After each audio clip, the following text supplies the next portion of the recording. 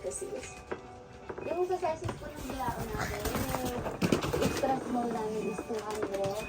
Then sunod po yung 250, 300, 400, yung medium 500. Tapos yung large po is 700. Yung extra large po, meron pa po kami mas malaki po, is 1,000. You can taste the sweetness for only 50 pesos, Joke 2,000 and 250 pesos, depending on the size of bilao you will get.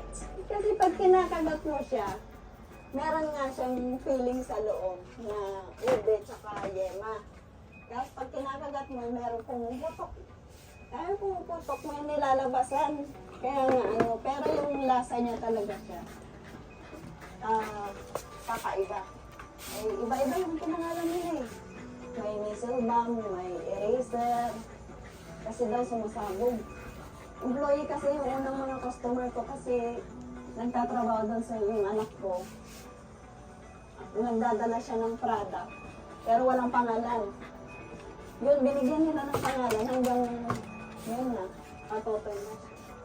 Nung dumating ang produktong Patotoy, in terms of tourism, gumanda po siya. Kasi sa iba-ibang mga bayan, sa malayo man, sa makarating bayan namin, is nakikilala si Patotoy kasi daw masarap. So maraming order na dumarating sa mga gumagawa ng patotoy namin dito sa Infanta. Papaano namin maimamarket si Patotoy? Kasi as of now, marami na talagang tumatangkilik. Marami na rin nag-o-order.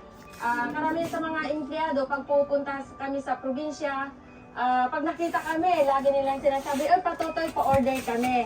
Ganun po yung nangyayari. Kaya pinag-iisipan ng local government po namin na magkakaroon ng dry run para sa Patotoy Festival. Masarap ang Patotoy dito sa Infanta!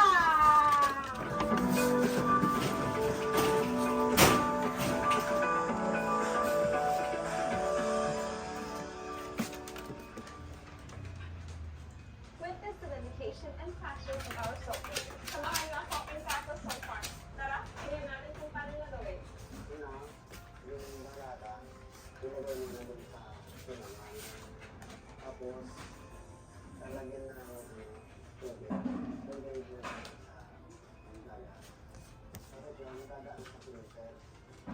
Tapos yung tubig na nasala, galing sa filter. Yun na yung tubig na ilalagay dito sa lutaan. Tapos, datangan yung hanggang tumulo. Hanggang tumulo na ng tumulo. Hanggang maging asin na. Tapos pag marami ng asin yung kawa na malaki, ilyasin kung tawagin nyo. Hanguin na yan. Ganito ang paggawa ng asin. Sinuluto muna nila and then after a day of drying, kaya nila ibenta sa market. Nakakaponder din ako ng mga gamit.